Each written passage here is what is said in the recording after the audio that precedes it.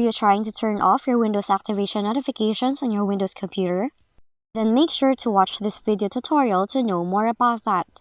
Now for the first fix, you have to open up Services by searching for it, search and click Software Protection, then right-click on it, select Properties, then click Stop.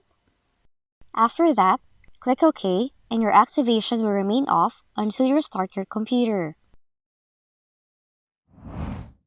Next up, use Registry Editor by searching for regedit. Go to this following location. Find Start File. Click Edit tab. Choose Modify. Type in number 4 in the value data. Then click OK once done.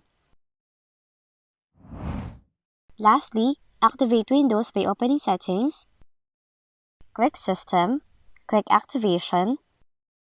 And activate your copy of Windows. Now you can do this in one of two ways, depending on whether you have to buy a key or already upgraded for free on a different computer. After that, just try to restart your computer. And those are the different ways on how you can turn off Windows activation notifications on your Windows computer. If you found this video helpful, kindly like and subscribe. You may also click and turn on the notification bell so you can be notified from whenever we release new videos.